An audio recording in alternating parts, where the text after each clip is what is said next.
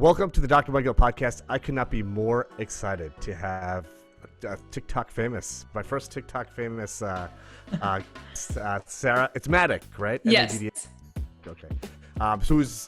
It's interesting enough. It's an interesting story. So I'm always on the search for cool podcast guests and folks that have this positive energy and a great story to share. And one of my buddies last week just shot me a text of one of your TikTok videos. I think it's probably your most viral video, the Hippopotamus Orange video. Yes. Two daughters, one who's 11, one who's 7, and he just literally said to me, he's like, "You should try to get her on your podcast." And I clicked on your video and I just started scrolling, thumbing through all your videos, and I checked out your Instagram page, and it's actually pretty amazing. You really exude this amazing positive energy and this positive vibe. And I just really felt compelled just to reach out to you. Even before I responded to my friend, I sent you a direct message on Instagram. And it's amazing. The power of social media just always amazes me. And the fact that, it's literally 3 days later, I think, since I sent you that day, or maybe 4 days, and we're having this conversation, recording a podcast. So thank you so much for taking the time to do this. I really appreciate it. Yeah. Thank you. Seriously. I feel affirmed. I'm glad that you felt positive vibes through my little videos. And you have I think you had 300 something thousand followers when I sent you the DM, Mm-hmm. and over 400,000 now. So if anyone's going viral right now, it's certainly you. So just a little bit of background. I don't know much. I don't really know anything about you other than what I could find on your social media platform. I know you're a Nashville-based musician. Mm-hmm. You're a singer-songwriter, poet, rapper, freestyler. You're sort of have a very broad musical background. Maybe you could just dive into that a little bit. Just tell us a little bit about yourself. Are you from Nashville? Did you move to Nashville for music? That sort of thing. Sure. I'll give you the long story short, I promise. So I'm from Indiana, initially a Hoosier. I actually went to college at Indiana University. I studied, journalism and Spanish, didn't study music by any means. I grew up in a kind of musical family. No one in my family is they're only a musician or anything like that. But my mom plays piano, tried to teach me piano growing up, and I fought her on it. And now I regret that because I wish I could play better. My sisters can sing. We sing at church together. That's kind of where I started out with anything musical. When it came to high school, I joined choir, I was in band, and then, theater. I was for sure a theater kid, which was probably to no one's surprise. And I loved improv club, which I would say is a lot of my humor style is kind of like improv, kind of zany humor. But honestly, with songwriting, which I think is probably, when it comes to what I'm best at musically, I think it's just songwriting, rap writing, the actual writing process. And that started when I wrote my first song my senior year of high school, which was actually a parody about my principal. And it was my first song I wrote, and the first time I played in front of a bunch of people. And it was just ridiculous. It was Dr. Band, Why Won't You Stay, instead of I Want It That Way by the Backstreet Boys. Nice. Because he was leaving us, and that was his name. Dr. Band, if you're listening, I'm sorry for calling you out. So anyway, it went really, really well. And I started writing songs in college. And honestly, to get to where I'm at now, the formative stepping stone is actually, believe it or not, door-to-door sales. Door-to-door sales changed my life. I worked for a company called Southwestern Advantage. They're actually based in Nashville. And I sold educational books for kids door to door for 80 hours a week. Wow. Yeah. So the result, and I did it for 5 summers. And so the result of doing that was building skill, character, communication skills, and confidence, especially confidence in putting yourself out there, And so, it just taught me work ethic, working at what I was passionate about. So that was hugely transformational. And then I would enter contests for that company, like music video contests, silly. That's where silly songwriting started. Yeah, that's kind of transition I'm making here. Because I would write silly songs about selling books door to door. And people loved them. I got so much positive feedback. And that doing that, I remember, was the first time where I found something where, when you have an activity where you get so in the zone, you forget to eat or use the bathroom, you forget you have any physical needs. That was silly songwriting, and entertainment was just my thing. And so that company is based in Nashville. So I visited here a lot. I had a lot of friends here already, obviously Music City. So when I moved on for the internship, moved here, started making TikToks. So let's go back a little bit. So that first song that you wrote, the parody with the teacher or your Uh-huh. principal, Uh-huh. was that on guitar? So it's like you were playing guitar and singing. Correct. So you basically did you take guitar lessons or did you just kind of noodle around and figure out chords and stuff? I'm laughing that you're asking this question because it's kind of a funny story. So when I was 15, pardon me, my Siri just popped up because I said the word seriously or something that always happens. So when I was 15, I was dating someone who was very obsessed with guitars. And the other thing he was obsessed with was hockey. And that was it. I was not obsessed with either one of those things. We had nothing in common. So he was great. But I wanted something to have something in common with him. So we had my uncle's crappy old guitar. We had a Guitar for Dummies book, like that thick phone book looking thing. And I taught myself basic chords and yeah, got better from there. So I taught myself guitar when I was 15. So yeah, I actually grew up playing guitar, and Cool. was I was like real serious about it. That's what we did in high school. Like we're just a bunch of my friends and I we were all musicians and super into it. But I never really took any formal lessons. It was just kind of like learning from each other and similar stuff. Like they didn't have YouTube back then, but it'd be analogous like watching a YouTube video or someone just shows you a song and like you learn a lick or something like that. And the same sort of deal. Like I just had traded like I think comic books or something from like my first crappy guitar to learn how to play. But one of the things that you said earlier was I have three little kids. Well, they're 12, 10, and 8, not so little. And to our house, the first thing I did was buy a piano to tell them is like, my biggest regret is not learning how to play piano. I was like, trust me, this will serve you musically for the rest of your life if you learn how to play piano now. Because I just love when you're somewhere and like an adult, like someone my age will just sit down at a piano and just start like playing songs. It's like the coolest thing. There's always pianos everywhere. I know. That's my one regret, but none of my kids really took to it, except for my youngest. I think he's the most musical, so he's still taking lessons. Nice. But I actually started playing myself now. During this whole quarantine time, now it's so much easier with YouTube and apps and stuff. And like I got this app, and it's like you just take lessons with your iPhone, like learn how to play, which is really cool. Yeah. All the stuff. You're much younger than me, but all the stuff that I didn't have available back in the day. Yeah. So much of what you said, I think there's just so many powerful points in there. Kind of like the way you do anything is the way you do everything. I love that Mhm. phrase. And one of the things that you talked about was being a door-to-door saleswoman and just there's a lot of first I did that for a summer and it's really really hard because 95 plus doors are just going to shut on your face the minute you knock on that door, or they just won't answer the door. So you literally have 20 seconds to get, not even, maybe 10 seconds to get someone to engage with you and to listen to what you have to say. Yeah. um, I think that serves you well, so well, just as a musician, just because you have to capture an audience, and then you have to keep them engaged, and also I imagine there's a lot of like rejection in music, when Yeah. you're like get someone to sign you to a label or whoever it works now, Yeah. and all of life experiences, just hearing that little short blurb of your story kind of tie into like the central theme of your life, in some way or another. Um, yeah, and I guess you're in Nashville now. Are you there as a full time musician now, trying to build a career as a musician? Like, how did it? Are you still working for that company selling books, or? You know, No, ironically, I'm still doing sales. So I still have a day job that I thankfully really love. To be honest, there's a lot of opportunities coming up to where I think I likely could be full time as, an entertainer, YouTube. There's several ways to get revenue from this kind of, thing. But I love my job right now. I'm still in sales and I still work with a company that revolves completely around books. It's called a self-publishing school. So I actually work from home, and they help aspiring authors write and publish their books through coaching and an online course and like group coaching with other authors. It's really, really cool. well, that's cool. So this is Yeah. like a total side hustle, like a Gary Vee side hustle with with music. Yeah. Oh, it's totally a Gary Vee side hustle. Yeah. So talk to me a little bit. Let's dive into into TikTok a little bit. So Yeah. imagine you probably had like an Instagram account before you had a TikTok account, or did you? Or did you have a Musically account before you had a Hey, Instagram account? I just had Instagram.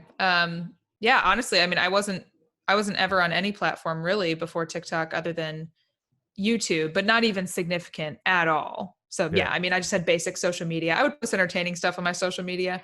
Most of it was friends and acquaintances. So when did you get started with TikTok? Okay, well, I got addicted to TikTok as a consumer, of course, first in last last fall, and 4 months. I remember just being like, this is such a good app. It's like Vine 2.0. The videos should be longer. And there's some are just informational, some are just ridiculous. Well, I love it. So I remember, eventually get that seed planted. You see enough videos doing super well, and you think, I'm funnier than that person. I can do this. I can do this. Why am I not doing this?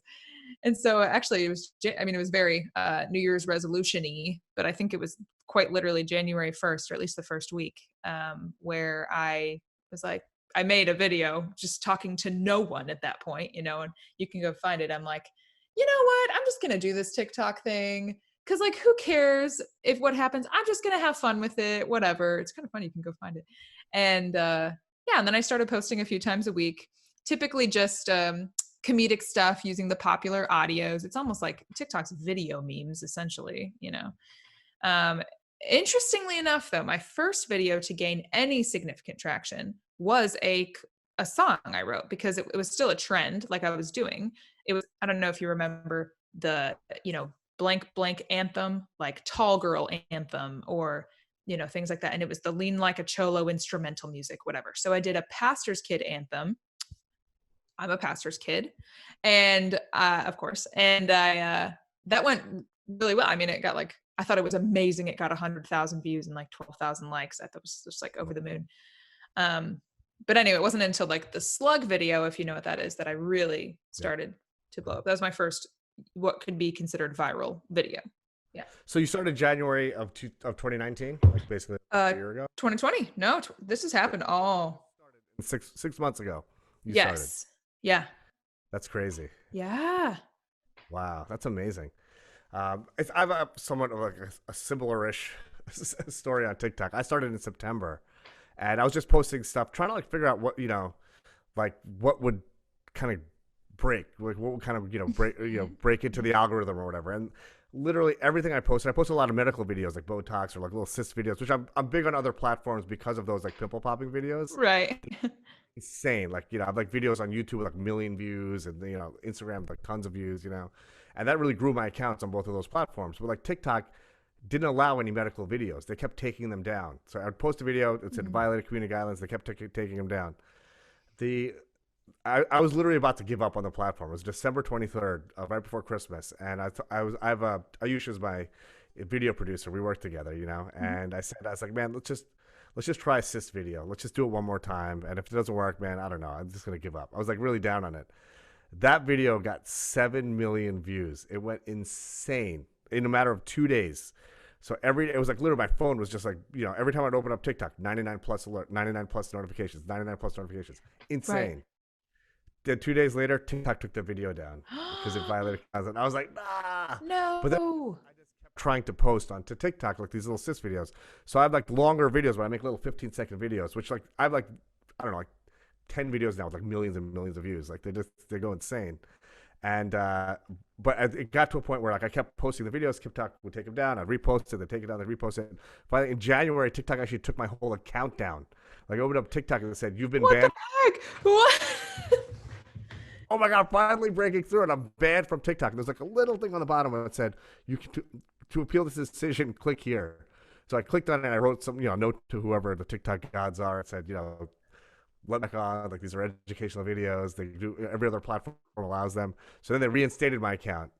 But I still have like a little back and forth with TikTok. But yeah, it's amazing to me how like really. So January is when things really started hitting for me on TikTok, and like I think I have like 300 and something thousand followers, and like it's and every one when a video goes viral, you get like 40,000, 50,000 followers.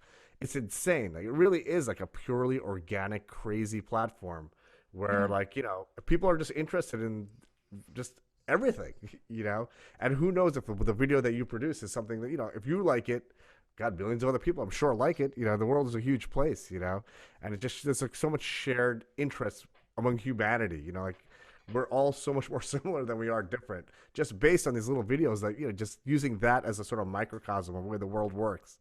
There's just shows you how much more similar everybody is than different. Yeah. And I think really speak to that, because they're like fun little videos that I think really, I don't know, they're probably not geared for kids, but I imagine kids really, they resonate with me, but they resonate with, I imagine, with kids a lot. you know, Yeah. because I comments and the way, and how you respond to the comments. But right, would you agree with that? Like, Yeah. Yeah, actually, that's hugely important too. I know everyone says they love kids. Well, I don't know. Some people are like, I hate kids, and they own it. But I have such a heart for kids. One of the most rewarding parts of this, there's actually a lot of meaning in this, even though it's just like, I'm silly. Let's be silly together. That's my account. I love when moms will post reaction videos of their sometimes less than a year old babies looking at my video and like giggling at it or dancing to it, or even, oh my gosh, this one 6-year old boy, I think he was 6 or so, and he was recited all the lyrics of the Hippo song and wanted his mom to show me. And like that, I'm not even kidding you, like makes me want to cry. Like that just makes me so happy. I yeah, no, love that. better than that, and I felt that. I really felt that from watching your videos. That even my buddy who has two daughters, he said, I asked him because we actually were playing golf this week, and I asked him, I was like, how'd you find out about like Sarah? How did the girls find her? And he said it's interesting because like they're starting to really get into poetry, and and he's like, well, I wanted to find them something cool that would like they would like it really engage them, that there's like some cool poetry. And then he's like, I really wanted to find maybe like a young woman poet that they could really identify with, because maybe that would like inspire them to be more into it, and want to like pursue it more Yeah. and on a deeper level. And he said, I guess he must have just Googled or something and just found your platform. He's like, his girls are literally obsessed with you. He's like, dude, they're gonna freak out that she's on your podcast. He's like, I'm gonna have them make a song for her. It's like, but it's amazing. Like, you're in Nashville, we're in New York, and you know, these little girls have never met you. They've only seen these TikTok videos, but you're inspiring so many people by what you're doing. And those are two people out of millions of people that like comment and like and and really enjoy your content. And it is an amazing feeling. It is an amazing. It's like injecting that positivity, because all of your videos are really just you just can't not you have to smile when you watch them. You just have to. And especially now with everything that's going on in the world, there's this. It's a lot of folks' worlds have been turned upside down. They're unemployed. There's just so much other stuff politically and culturally that's going on in our world, and just to be able to kind of sneak into TikTok and or find a nugget of positivity somewhere, really adds a lot of value, I think, to people's lives. And Thank you. and thank you for doing that. Thank you. I appreciate you saying that. You're actually really on point with everything you've talked about. It's funny that you bring up, oh, how do you feel about kids liking your content, or like just the general nature of my account being, I've literally said, I feel like a deep purpose of helping people take a break from the brokenness of the world. And, it exists, and we have plenty of things to remind us that it exists, but it's like more and more, I think we need more reminders that there's hope and joy and there's lightheartedness, and, it's just a place to like I would love to be like a fresh breath of air, where people can just escape a little bit. Well, you most certainly are. A couple of things I just want to really talk about, just about your process. Yeah. I just find it. I mean, you're obviously amazingly talented. It's just about the specifics of it. So, in terms of like posting to TikTok, do you have like I guess a calendar or a schedule for yourself? Like, do you post every day? Do you post a couple of times a week? Do you post just when you're inspired? Because obviously you have tons of fans on TikTok and they want to hear from you. So, how does that work? Yeah. So it's totally social media strategy. So I would love to post 4 times a day. Gary V, I like his advice. He says post 15 times a day. Who cares? Maybe I can meet somewhere in the middle at 4. However, writing raps takes time. It takes energy. Like I said, I have a job. I have friends. I'm planning a bachelorette party. Like, I'm just a human, So I have resorted to, almost without fail, just once a day, sometimes twice if I add little, duets of fan art people create. I love shouting other people out like that on my account. And so usually it's once a day at between 2 and 4 central, because based on the TikTok algorithm or your TikTok statistics. Wow, that's hard to say. I should put that in a rap. TikTok statistics. That's my ideal posting time. So yep, That's just cool. once a day. Yeah, I actually do the same thing. So I post to Instagram, TikTok once a day, and sometimes twice a day if I'm doing it like answering someone's question or something like that. But I find it important to actually have a schedule and kind of keep accountable to that, because like again, like I'm not monetizing any of my social media stuff in any way. But there's like expectations that I feel like people have of like they want to see a post, and it's really and similarly, like folks will reach out to me, like young kids who want to be a doctor, and like they're the first person in their family that's going to go to college, and they want to be a doctor, but they just think it's like a nerdy thing to do. But they see like my page, like, oh, it's kind of cool. You could be like have fun being a doctor, and like I feel like I owe it to those parts of those folks in my audience, to give them something positive, just to kind of chew on for the day. So I do, but the reason why I bring this up is even like for you, it's like you probably feel bad if you don't post for the day, if you miss a post for the day. It's almost like you're accountable to that schedule that you're creating for yourself. Right? Yeah, I totally feel that way. Yeah. Yeah, it's I can see that. Just looking through your account, I can kind of tell, just because your content is very consistent. Yeah. Then the other side of this is the creative part of it. So you kind of touched on this a bit. It's it takes time to like make a song and to make a rap. Mm-hmm. Can you talk to us a little bit about that? Like what how you actually do that? Yeah. Yeah. So it's so fun because I'm so glad I did this where I can totally pick my own subjects if I want. And I do frequently I feel like writing a rap about a toad that stubbed its toe. I don't know. I just made that up. I like that idea. I'll probably do it.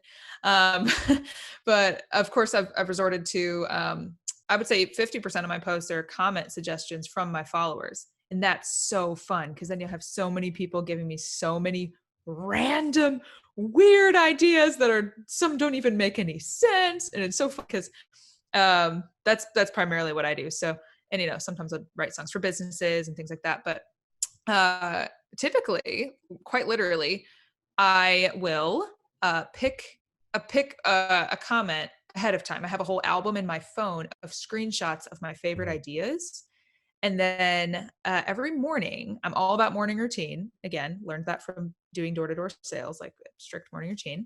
So I wake up at 5:59 and after I have my coffee, I will go for a walk around. I live kind of like in a horseshoe, and I will walk in circles around my neighborhood. I already planned the idea, what it is, and I will have my voice memo open on my phone. I'll just be recording myself walking, doing my little snap finger thing. And I will just let my brain roam free. And I mean, if you want me to, I could always walk you through how I actually write the song. But it standardly takes me, interestingly enough, probably a minute per second of the rap that turns out. So almost every morning, 30 minutes, and I have a 30-second rap. Wow. So I think there's a couple of important things to highlight there. So one is anything in life, whether it's like a fun little 30-second TikTok video, which like, there's videos about like, silly stuff that people are like, just, hey, can you write a video about a hippopotamus and an orange? But there's like real work that goes into creating anything that's substantial. So even if it's like, like I said, it's a silly, it's what a quote unquote silly, but like you get up at 5:59, and you have a process to create content. So it's and you're passionate about it, so it doesn't really feel like a job. Like and this is very similar for like all the content that I create as well. Like I love doing it, but there's a lot of work that goes into it, and it really is almost like 2 times my full-time job, But I enjoy it, and I think it's just important to highlight that amount of work that even goes into something you're passionate about and something that you love. Like even I'm sure you still play guitar, or do you still? You must still It's play right guitar, there. right? Yeah. Even like practicing the guitar, or and I'm at the point now with the guitar. I've been playing a lot of guitar since we've been home so much. It's not so much like practicing. I'm not practicing scales, but I'm practicing stuff like a song that I want to learn, something that's a little bit more complicated. Kind of going through that, and I might spend an hour and a half doing that, or an hour doing that. And it's really kind of working to get better at guitar, but it doesn't seem like work because I enjoy doing it. It's kind of similar to this. Like there's a lot of effort even like in my hobby of playing guitar or playing golf. I want to get better at golf or whatever it is that I'm doing, or that you're obviously doing. The degree of dedication and work, and you probably the process gets easier for you because you're getting better at it. But then you're probably pushing yourself to like, okay, like I could probably do some more complicated syncopation in the poem or song that I'm writing, or right? I mean, Yes. The answer is yes. You hit the nail on the head. I appreciate you just knowing that. I mean, even from just what you do and pointing that out, that it really does take a lot of work, but it's so cliche. I just feel so confident. This is what I am meant to be doing, but it does not feel like work. I even wrote about that I recently rapped about for actually another podcast called TikTok Famous, which is a great name for a podcast. Um, and I wrote a rap and I was like, some call it work, but I call it play. I love doing that. Like I would most times rather be writing and creating and working on this than even like watching a really good movie or something like that. It's just so fun. It's so fun and it does take work. So yeah, you're right.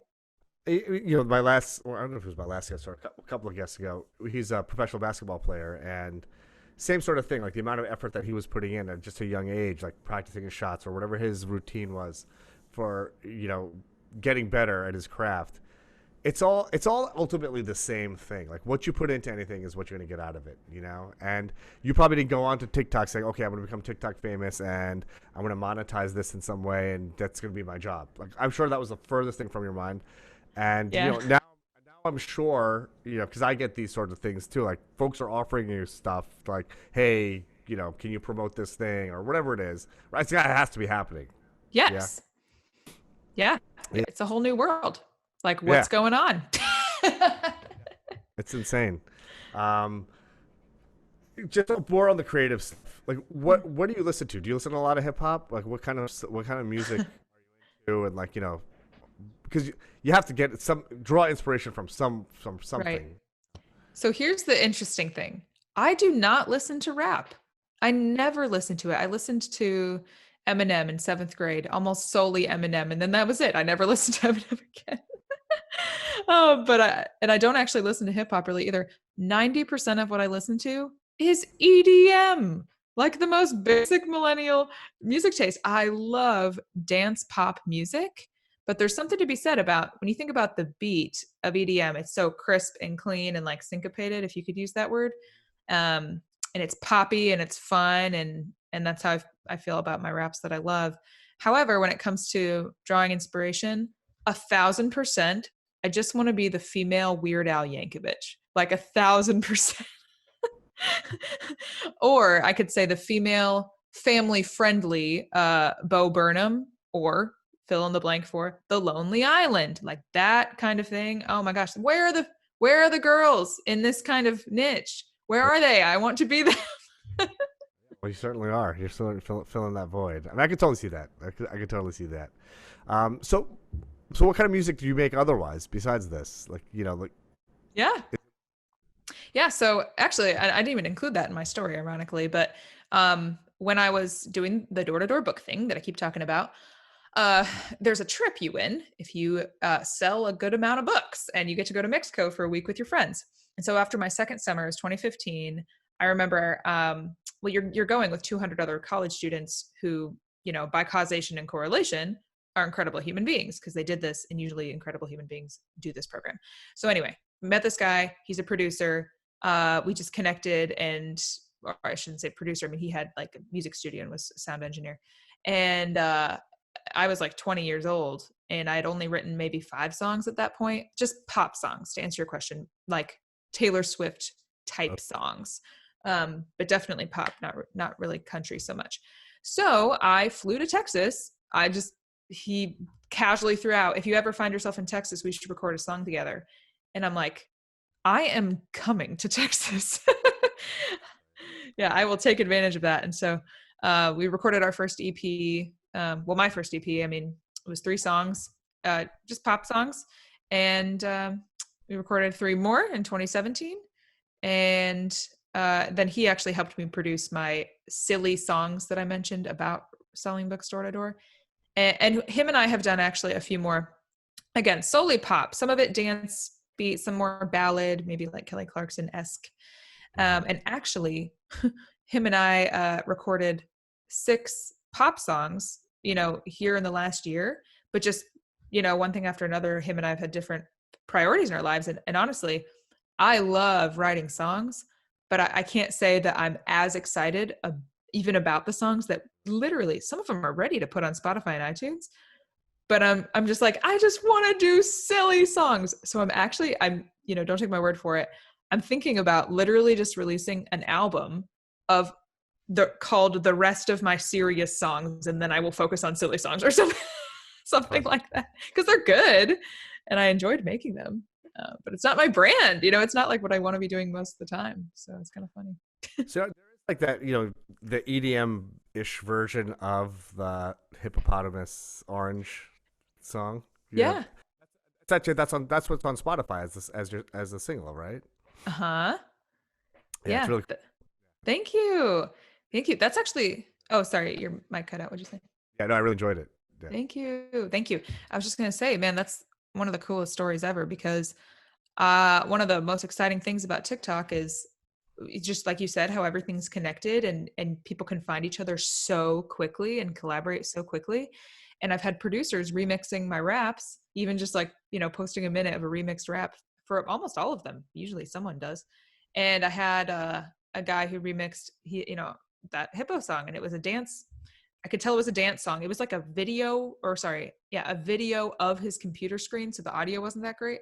And he had like 40 followers. His name's Kevin Oldoranov, I think is how you say it. I think he's Russian.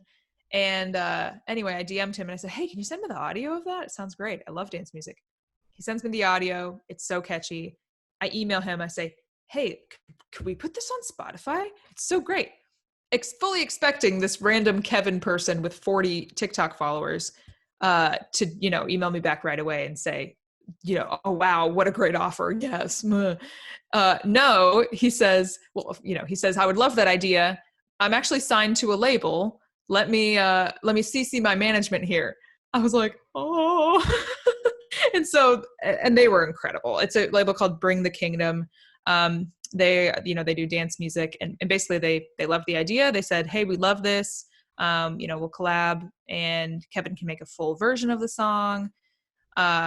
Anyway, they were incredible. And it turns out, Kevin, he just didn't care about TikTok that much. He's not trying to grow that following, but Spotify, he has like, tens of thousands of followers. He's like very obviously talented and much bigger than I am, And so that was cool. Wow, that's crazy. That's amazing. And did he just stumble? Did you get any backstory? Did he just stumble on that song, or like on his For You page or something? Yeah, just that simple. And he thought, this is catchy. I'll remix it. That's crazy. Yeah. Insane. And that's the Spotify single that you have. Yeah. And it's like a gajillion downloads, I think, right? Like it's crushing. It has the most downloads of any song I've ever put out, even songs I put out 5 years ago. Yeah. Wow. So great. How long did that take you to write? The Hippo song? Yeah. Oh, 30 minutes. It's almost textbook.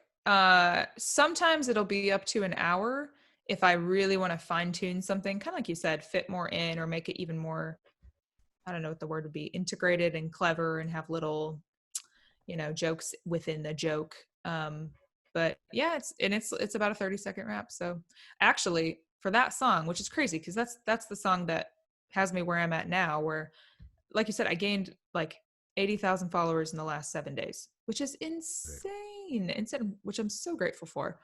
But that song, I did exactly what I just told you, where I had seen the comment, someone commented on, one of my videos, and I thought, oh, that's so funny. Two random objects that are hard to rhyme. Let's do it. Right. And so that morning I said, I'm going to write this Hippo Orange song. Go for a walk. I write it. I film it on my lunch break for work. I post it. Yeah, I post it at my 3:30 time, and I check it a couple hours later, and I'm like, oh my gosh.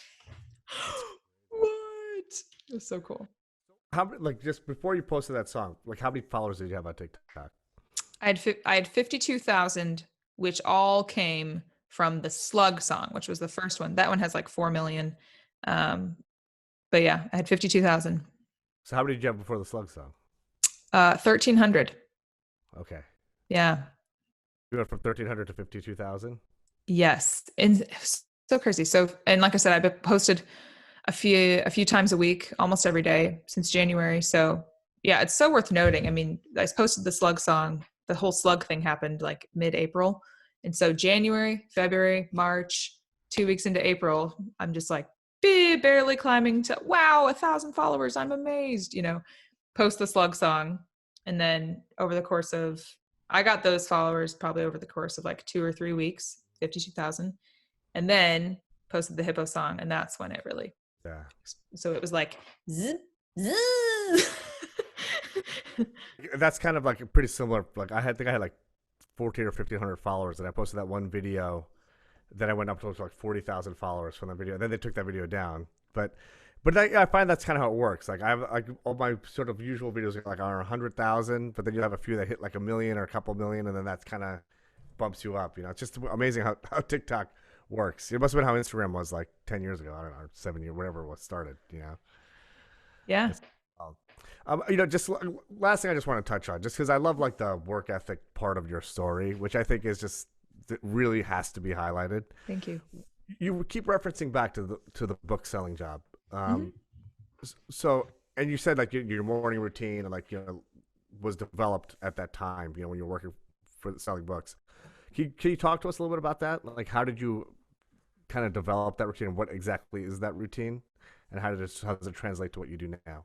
Yeah. Oh my gosh. So I was not a morning person before I did the book thing, but oh my gosh, really that internship, I swear by it, is one of the hardest internships in America. You wake up, like I said, you wake up at 5:59 specifically. And you live with a couple other college students with a host family usually, but the morning routine is the same for everybody. So you quite literally pop out of bed, which means like the instant you hear the alarm, you train yourself to, how usually you lay there for a couple of minutes. I mean, we literally race to the cold shower. We don't obviously shower together, but we race to the door of the bathroom to take a 30-second to a 60-second cold shower first thing in the morning. We get out the door within 10 to 15 minutes, like fully clothed, ready to go. We have our backpacks full of books. Then we all go out to eat. We all go to like a breakfast spot, usually like local business, mom and pop diner place. And at the breakfast spot, that's what we call it. That's where we obviously, eat a good healthy breakfast. We read positive literature or a devotional. We plan our day, like we get organized, knowing, what territory we're going to go in. And the whole morning is also full of positive self-talk. And so that's where literally you are encouraged to like talk to yourself and just say things out loud like, oh, it's going to be a great day. Oh, so grateful for my clean socks. I mean, whatever, just speaking positivity into your day.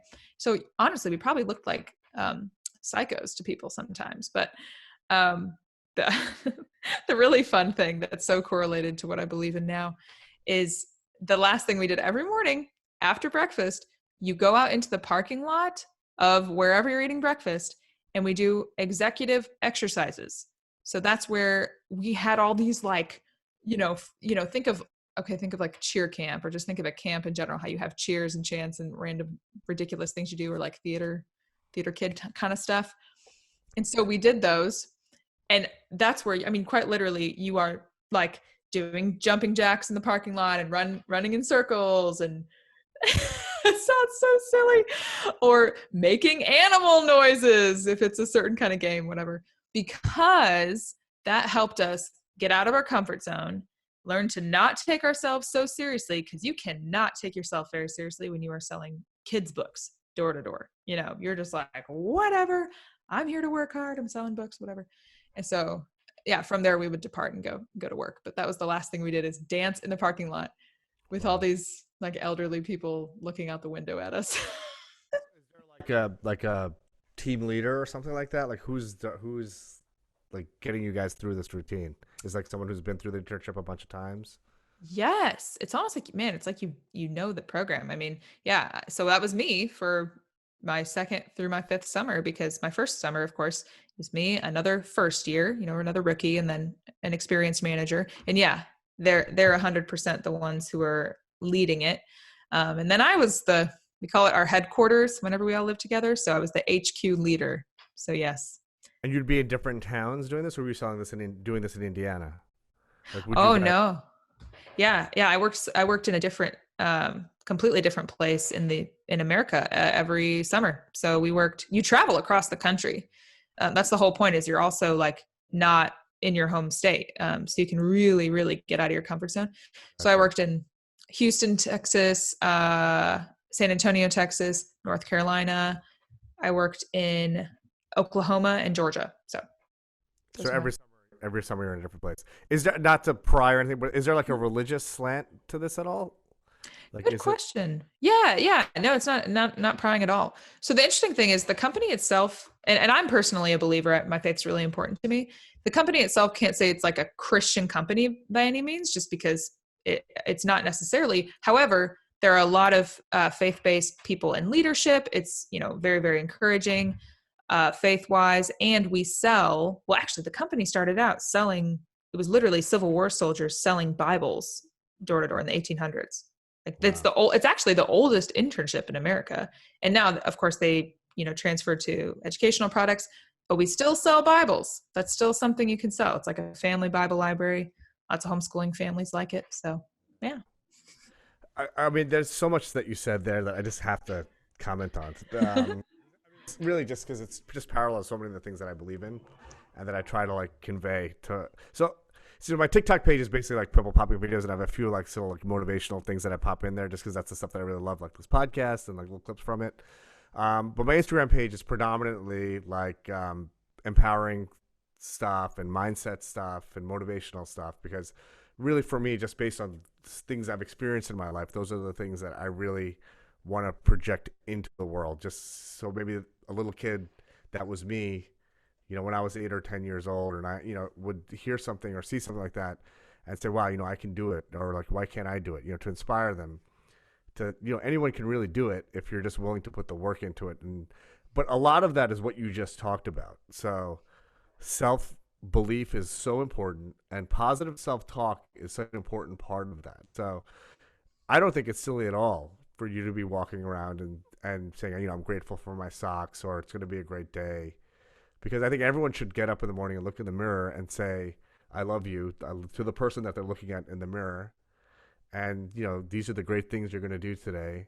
And this is how you're going to make the world a better place today, or how you're going to make your world a better place today, or, how you're going to inject positivity or love into the world.